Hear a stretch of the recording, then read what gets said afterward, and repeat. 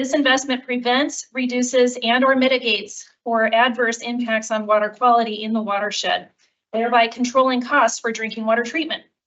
While it's difficult to quantify how much avoided cost we have in drinking water treatment from investing in source protection, there are many different studies that do look at this cost avoidance in specific watersheds, and I just wanted to share one.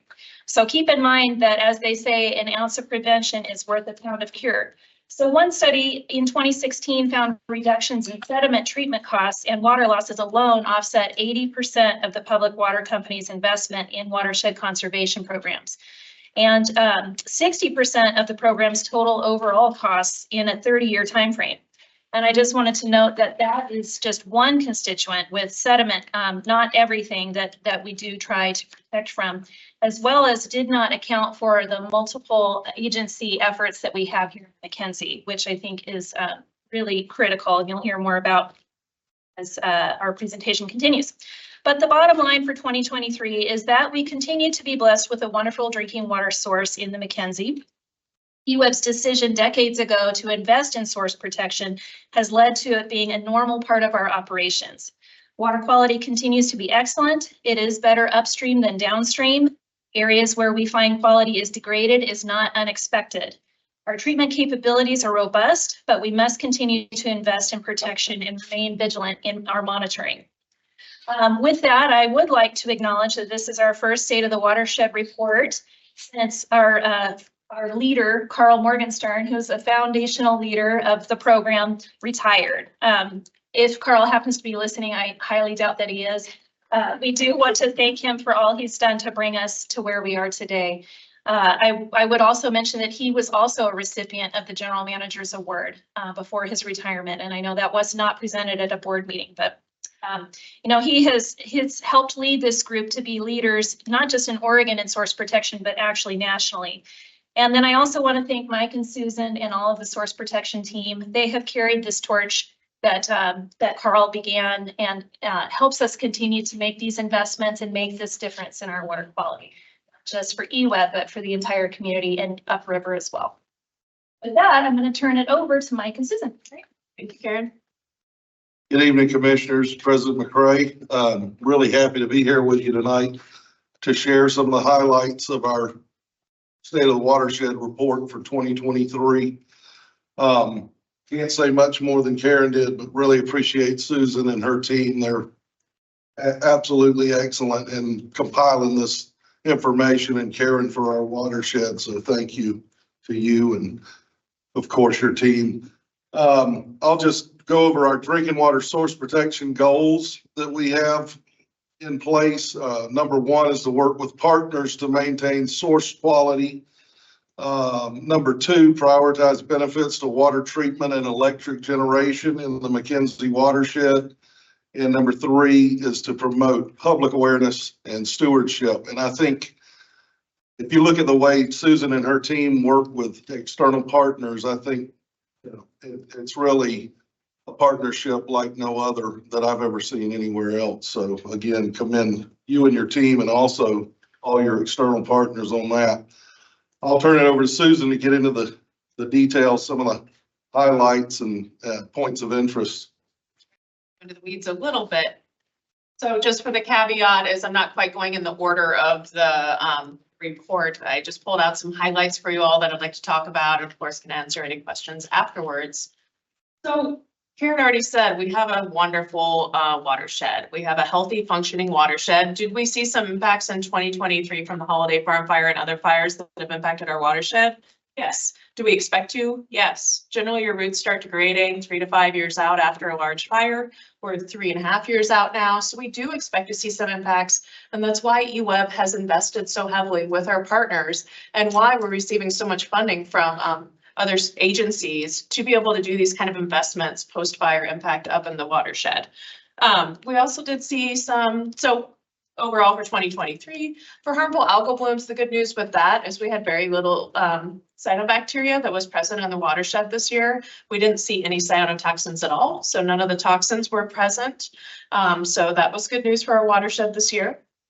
The baseline conditions were pretty much the same as they normally are. So where we saw the impacts were during our storms. If you all remember, we had a really decent rain on snow event in December. It was probably one of our largest ones that we'd had since the fires. And so as you can see in the slides on the, where are we gonna go? Oh, I can use the little thingy. Woohoo, let's do that.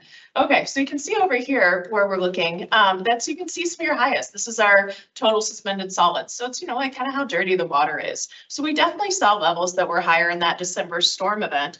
You can see here Simmons Creek in the picture. We had a little bit of debris coming through there. We did have some banks to stabilize. And again, that's why we're investing in these areas up there and doing some of our larger scale restoration projects. That's why we did lots of planning, because we are expecting to see some of this post-fire. The other thing that we saw is, I don't know if you all remember, but after April, we didn't get any rain. Normally we would have another rain event. We would have something in May or June. We pay attention to it because we want to go out and do like a pesticide monitoring, or we'd go out and grab the pesticides after people sprayed in the spring. We never were able to do that sampling. So after April, we had no rain all the way until August, and then we kind of had a little crazy summer thunderstorm event that mobilized some of the urban areas. So because we hadn't sampled any of the pesticides, we went out and grabbed a sample at a time when we normally necessarily wouldn't grab it. And we found some really interesting stuff from that sample event. So when we were out there, we found some really high bacteria and TKM levels, which is kind of nitrogen. And so, but again, this is just one sample event, and it's a time we normally don't sample. So to us, that says that's something to pay attention to. So we reached out to the city of Springfield. We're coordinating with them on a monitoring program for looking at these urban outflows. We're going to start sampling this month, monthly. We're going to look at bacteria and TKN, which is that nitrogen.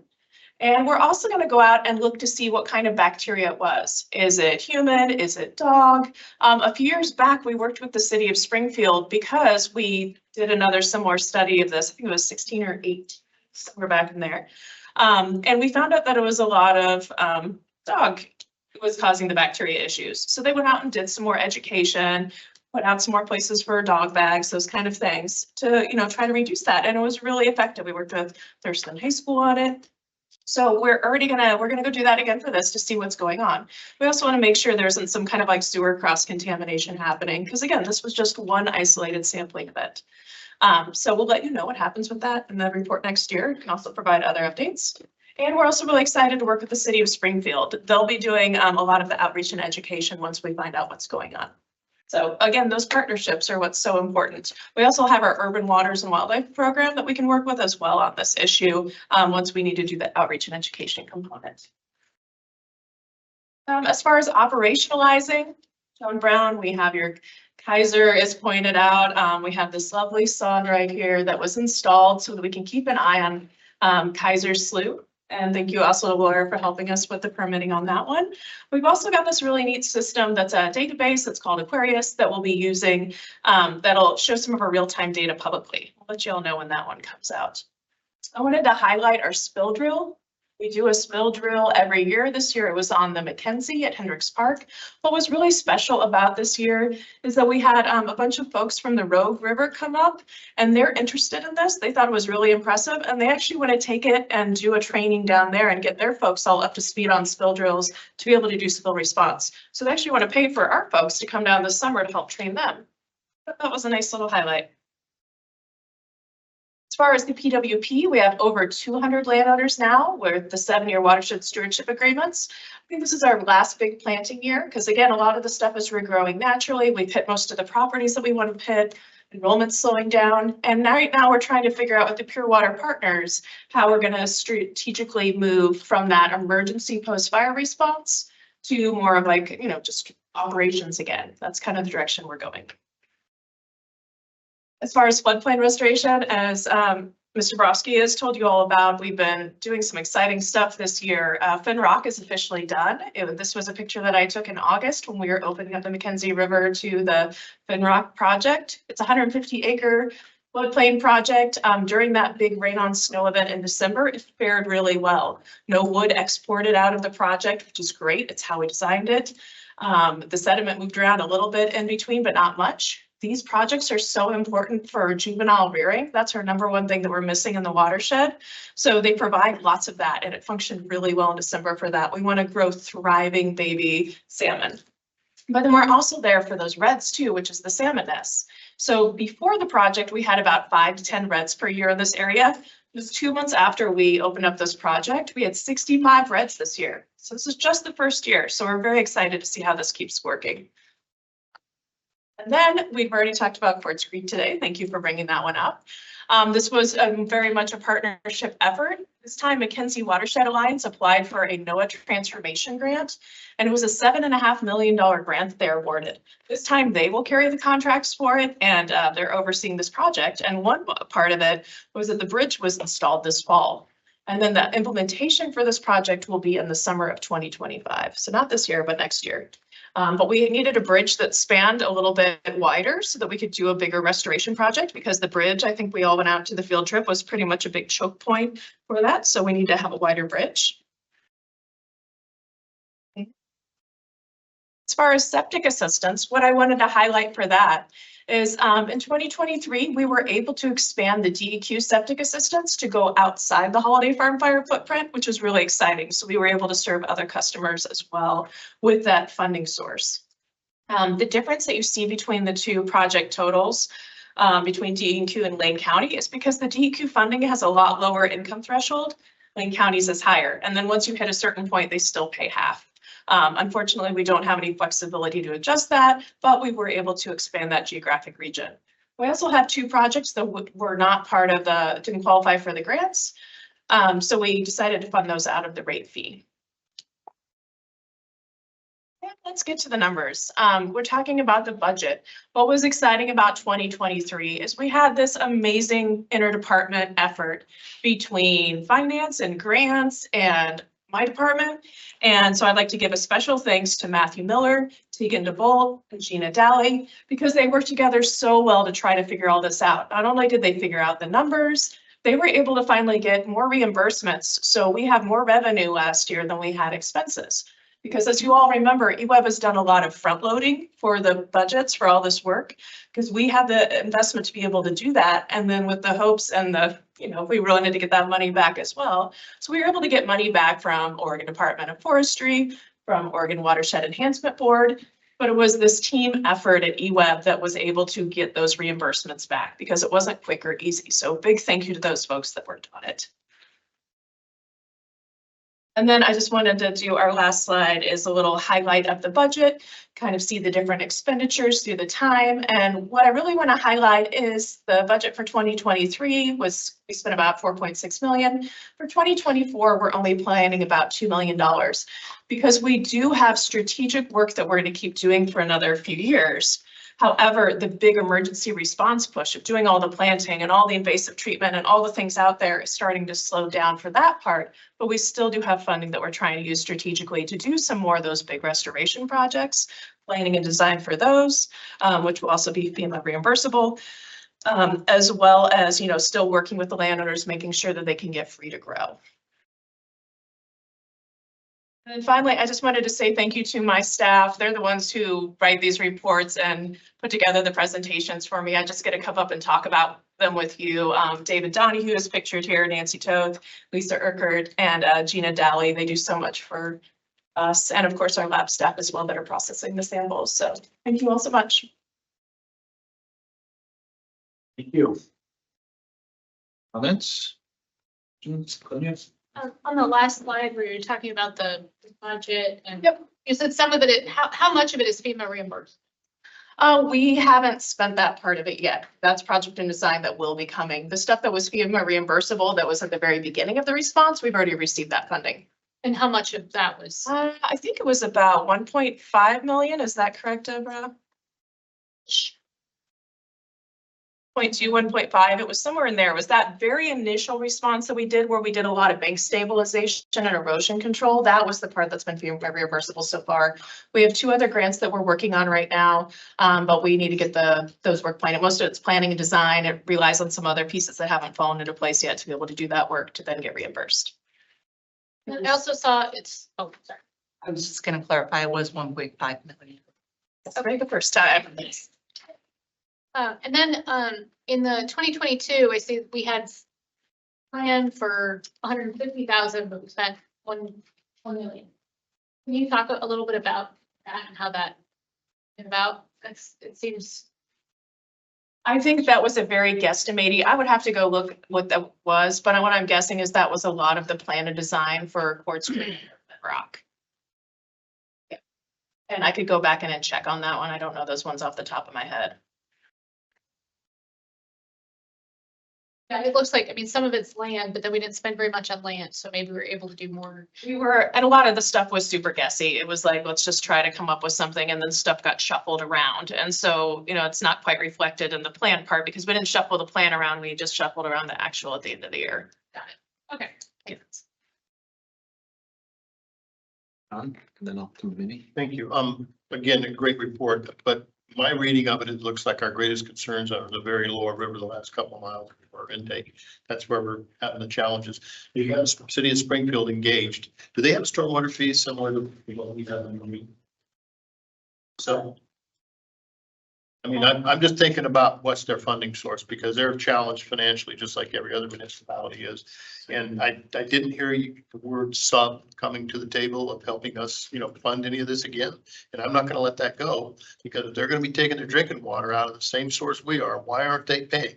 Why aren't they helping us with the drills and the funding and everything else? And I still want to keep banging on that table until they either somebody that they don't want to do it or something, but I think they need to take some stewardship as well. Like, we shouldn't be footing the whole bill now that they're taking drinking water out of McKenzie. So that aside, so the river's shifting in 42nd, and there's a big concern about how that's happening. That's where the pent up plume is. So is there a concern that by the river shifting and going west and threatening the 42nd Street area, which is right above our intake, is there a worry about that activating the pent up plume that's migrating under the aquifer? During the actual event itself. Well, whenever, I mean, the river's pushing west. Yeah. If you look where the monitoring wells are, is there a concern about that? My understanding is when we actually have the emergency that the water will get pulled away from where we are. So there's not a concern in that moment. However, I haven't looked into the pentaplume concerns of like getting excavated and like pulled into the river for like more of a long-term thing yet. Because I read your Penta report, it said that there was one increase of one deep. There's one deep one that has been increasing a little bit, but the other ones have been decreasing. Right, and I just wondering, doesn't know if it We disappeared. can ask about, we could ask DEQ about that. That would be a If good you don't question mind, next time we meet up. I think that to me, the greatest threats are the last 2 miles above the river. That's where and I'm glad you're concentrating on finding out if they're going dog kennels being dumped into the storm drains. That's what happened last time. Yeah. So thank you very much. Appreciate it. And I would add that we do work with Sub. They are in a part of our urban waters program, and that restoration project you and I were talking about that could happen above the intake. They're intimately involved with that one as well. So we do loop them in through those methods, and they are good for, like, my team works really well with them. So we appreciate our working relationship that we have. I'd like to see a check. Thank you. Mindy? I have a question. So when you mentioned the Quartz Creek project, Uh-huh. you talked about how there's a $7.5 million NOAA transformation grant. Yes. And I'm just curious if you think that once we decommission Weaver and start to do some of the work there with transforming the river back to what it was, do you think that there's going to be opportunity like that, large grants out there to work on growing the watershed, or be a crystal ball? I mean, I think what this money is, this is some of the Infrastructure Act money, which has been a great benefit for a lot of these that we've, our partners are putting in for another grant that would help fund some of the South Fork McKenzie work, as well as some things in other watersheds that are around here. So we're excited about that. I can't predict that part of it. I think that if you talk to anyone who's into fisheries, they're very excited for the opportunity to look at restoration projects around that area. We do work very closely with the Forest Service that has the models that can look to see where these particular type, these stage 8, stage 0 type restoration projects, where they can occur. And we can have a model of those areas to see what would be the biggest benefit, because there's some areas that restoration type makes a lot of sense. There's some areas that it doesn't. So I imagine that we will be looking at all of those things to see what the potential opportunities are. And then I was just gonna add, I do think that when we put our crystal ball, look at the crystal ball that we have, the grant opportunities tend to be associated with resiliency, and environmental improvements. And so we'll continue when we get down the Lieberg Road that we'll look for all opportunities we can for watershed recovery, for environmental recovery, when it comes to grants. And so I think it's fair to say there will be some level of grant opportunity available. Be as aggressive as we can. So And then just to comment on, John, you keep bringing up that we should get Springfield to help pay for some of this because they're gonna be building their water plant there. I 100% agree, and I don't know why they would though. I mean, they get great clean water that there's no incentive for them to pay. So anyway, anything you can do to get them maybe to participate, I think would be great, but I just can't imagine why they would. They are starting to talk with partners because again, all these partnerships that we've built that are awesome over the years, they're starting to talk with partners about potential restoration projects that could be around their treatment plants they're building as well. So that might be an opportunity for them to invest in some really great projects. They're building it right where our challenges, I think, are, and would be, I don't know where their intake is with 62nd Street or the 72nd Street outflow, but, you know, either way, they're building their treatment plant right where these problems are showing up. So I would hope that they work with us on that. I think those talks are about ready to start like any minute. And so once they will, we'll definitely get intimately involved with those as well. Having their, inviting their board to the river trip might be another opportunity to this topic. Again, I know in the past, some of them have not been able to come, and so it has been an opportunity. And I'm also curious if the river trip will actually include Hayden Bridge again. One in particular, one of their board members noted that they have not been in a tour of Hayden Bridge and like to see it. So maybe that's an opportunity, but I don't know if the map and where we're starting and stopping is already finalized. it's historically been a pretty busy day to do the raft part. We can do tour of Hayden Bridge almost anytime. I'll just get with Mike whenever that's necessary. If we want to do a more organized one, where we could invite a group of people, we could pick some dates and poll the commissioners as to potential opportunities to do that, but we can certainly accommodate that. If others support. Yeah. Thanks for the presentation. I got 3 things written down, so hopefully I can get through them all. Other communities have weighed in on water quality with the drawdowns of the dams. You saw what happened with in Sweet Home and those areas. Are we thinking about wanting to have our voice be heard on those issues as well? I mean, I know those communities and those water districts sent some correspondence to the governor, to the legislature, saying that these drawdowns do have a dramatic impact. I mean, it may not be as bad here as it was in Sweet Home, but I know when they draw down Cougar, the cleanest water that we have, it gets turbulent. And then also we're looking at the Willamette, and they're bringing down Lookout, and they're bringing down Fall Creek. And if you saw the Willamette when they brought down Lookout, it was there as well. Has there been thought of us sending something that, we know this is court ordered, but we have concerns about these drawdowns? We have not, mostly because they are court ordered. And we have weighed in specifically on the Willamette projects relative to their power generation capabilities. And more specifically, the allocation of how their costs are divided between power customers and the core and other uses. So we have not weighed in specifically on the water quality impacts of those drawdowns now. I mean, that'd be something, I don't know if like I said, I know other communities have set that up to the courts, There's been letters that have been sent to the courts, and there's been letters that have been sent to the governor and to the legislature. So I don't know if that's something, if we can get head nods, we want to do that.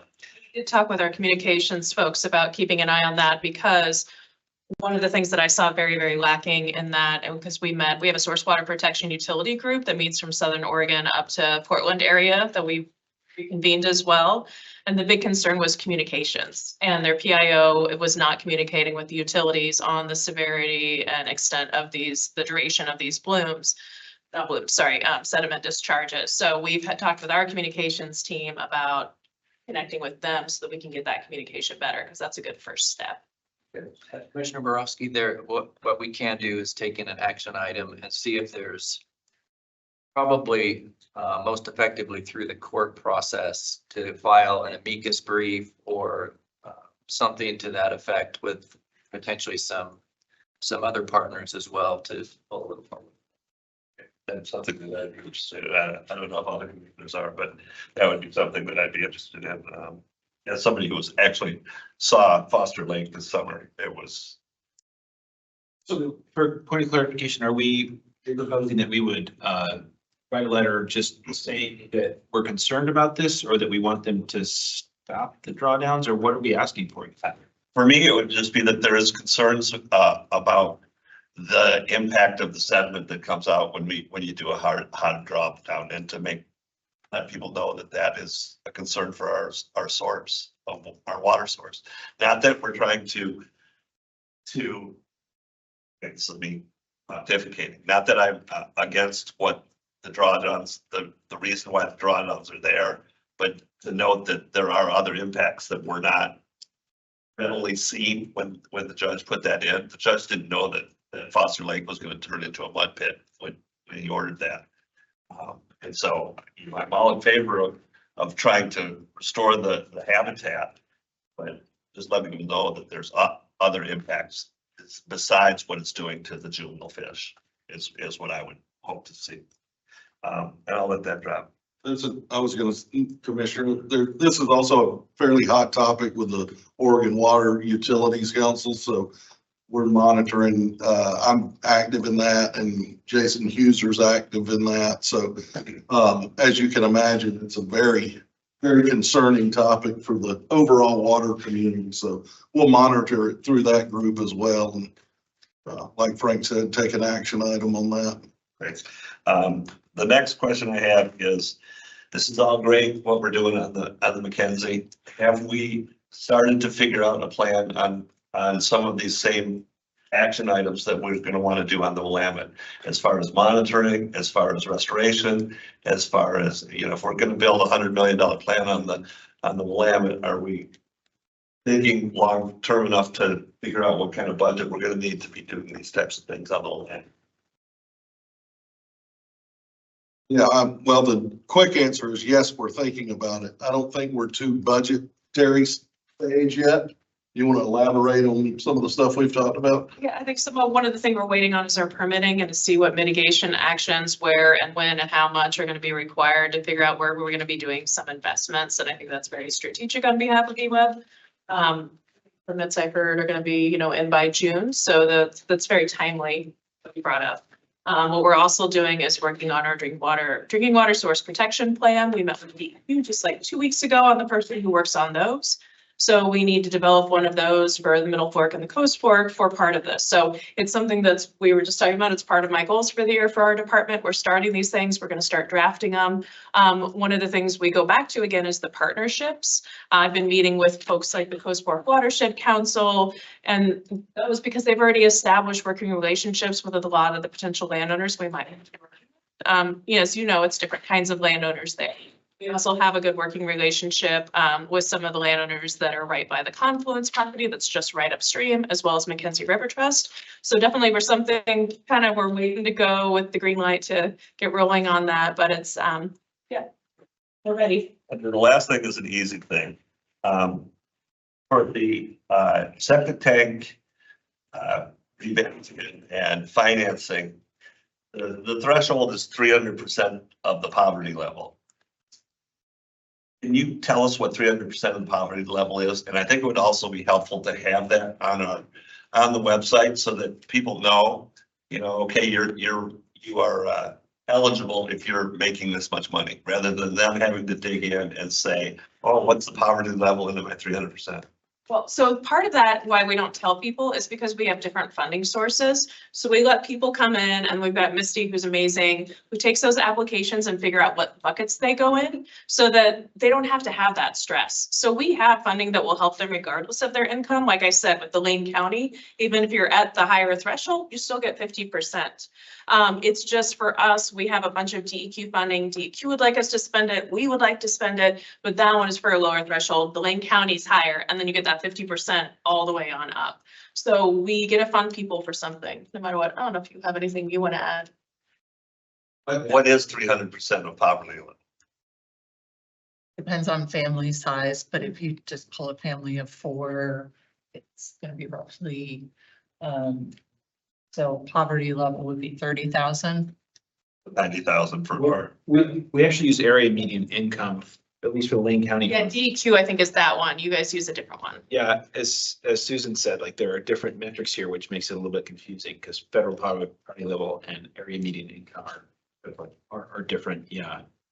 All right. Honestly, a little frustrating is they're all coming from the same funding source, yet we were required to use that lower income threshold for DEQ. And we have asked and tried to get it bumped up. Matt's been working on that actively as well through his stuff. And there's no flexibility for that. So it's really unfortunate. Okay, yeah, and I mean, I was just going through and reading through it, and it's like, okay, well, how much is that? Yeah. Right, and I'm thinking of a customer saying, oh gosh, great, I can get this thing. And, you know, it's like when we had the EV, when we had all of the EV rebates, right? I thought, oh my gosh, good, look at it, I can get a Volt for $15,000 with all these, and then it's like, oh, no, that one doesn't qualify. Oh, that doesn't qualify. That doesn't qualify. So this is something that I noticed. Thank you for. I'm gonna take a minute as well for those who aren't aware, as Susan was just referencing, in my day job, I work for Lane County on wildfire recovery up in McKenzie. So we work together on some of these projects, and I appreciate the opportunity to get to highlight the amazing work that EWEB is doing on this front. And you've done it already. I'm just going to hit a couple of points and then ask a question of the board. First of all, the decision by this board, which was before I came onto this board, to invest in a community, the watershed restoration fee, I think was really bold and really wise. And I just commend this board for making that decision. I think it was just thinking and has enabled EWEB to leverage a bunch of other funding that we just otherwise wouldn't have been able to leverage. So and then also the community was supportive of that fee, at least as far as I saw it. I wasn't hearing concerns about that, and I think our community is really unique in having such an appreciation and investment in the watershed. As somebody working on wildfire recovery in my day job, I also see that the Pure Water Partners is incredibly unique among fire affected communities in Oregon. When that fire happened, EWEB and Pure Water Partners jumped right into taking action to reduce erosion, to do toxic spill surveys, to do a whole number of things to try and protect our watershed. The folks in the Santiam did not have that benefit. The folks in other watersheds in Oregon did not have the benefit, but we did, and our team really pivoted there in a way that helps us all, and I'm really proud.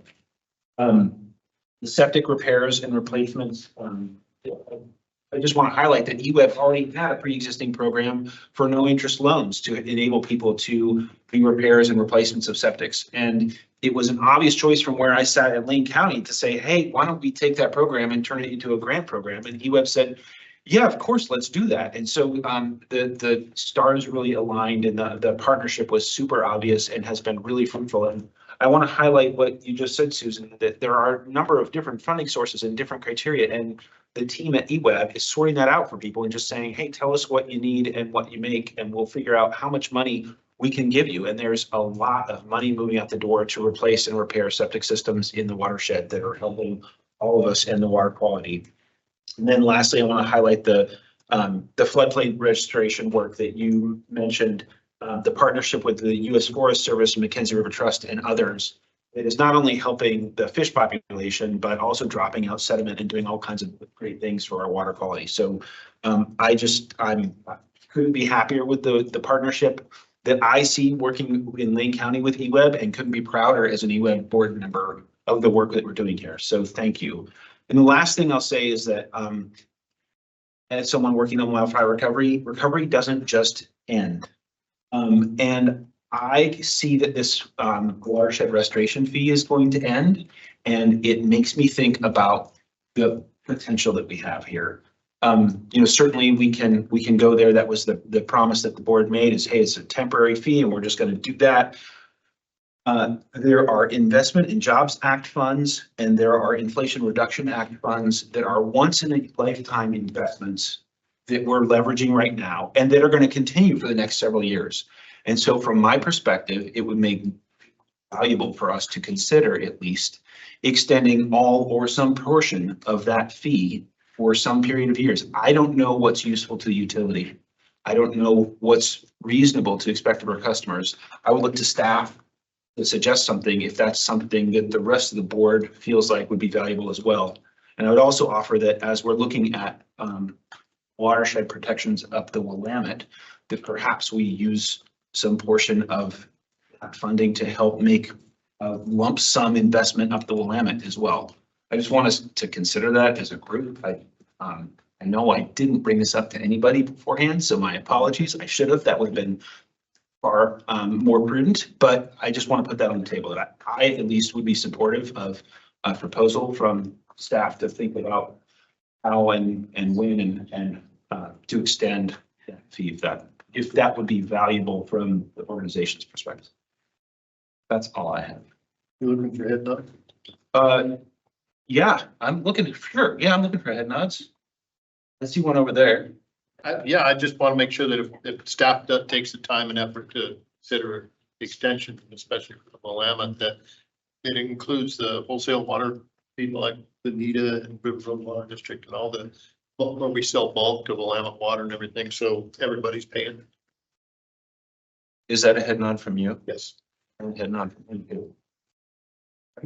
Yeah, just a clarification, I'm viewing this that staff will take back and do an assessment. Where are we at? How do we potentially provide some options to go forward? This particular fee was created because we needed to pivot from source protection to source recovery. And so it had a very specific purpose, which is the reason for driving the timeline the way that we did.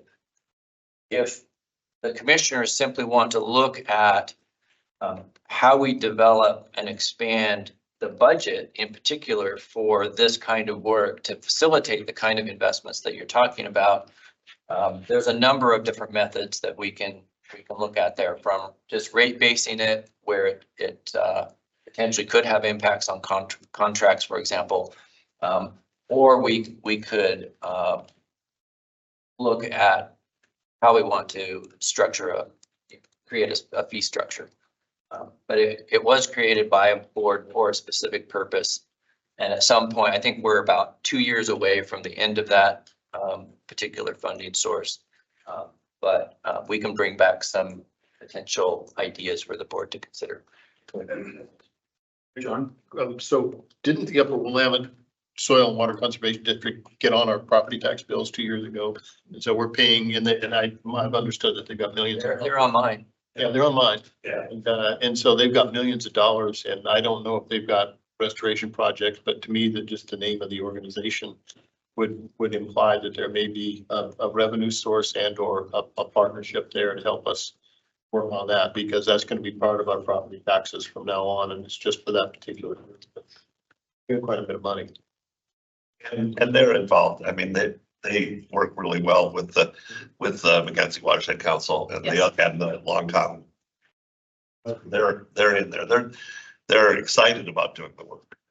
They've been, on a shoestring budget for years and years. And then when they got the tax base, they were like, wow, we can really make a difference. And they're excited about it. least that's my, That's my understanding as well. They are part of our Pure Water Partnership. They've also just recently joined the Upper Willamette Stewardship Network, which is the coalition of all the Watershed Council nonprofits, McKenzie River Trust and Pisgah, I think, and they just joined that as well. What they're using, they're trying to make sure, from what I hear, is their tax base covers their whole service area, which includes not just the McKenzie. So I think partnerships on Upper Willamette would be good as well for that.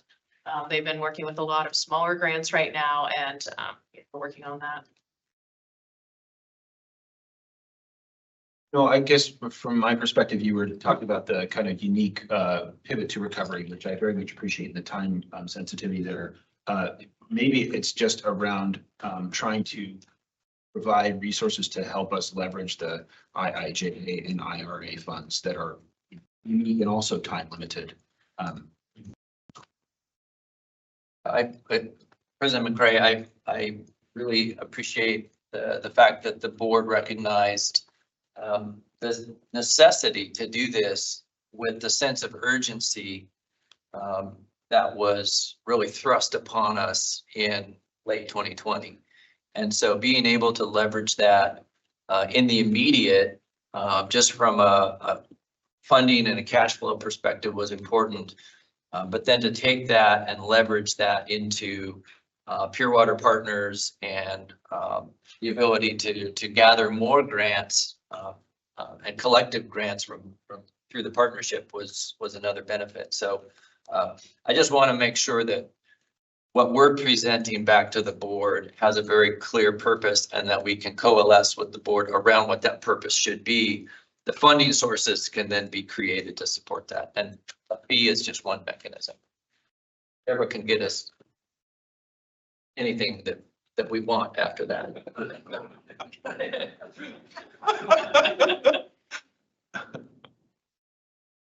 Other comments on this topic? Yes. I'll have to get with staff as to what the timing of that looks like. Couple months, okay. That seems good. We'll figure it out. Yeah. Thank you. Yeah. Thank you. Commissioner Fricke. All right, we have 10-minute break. So we'll come back at 7:15.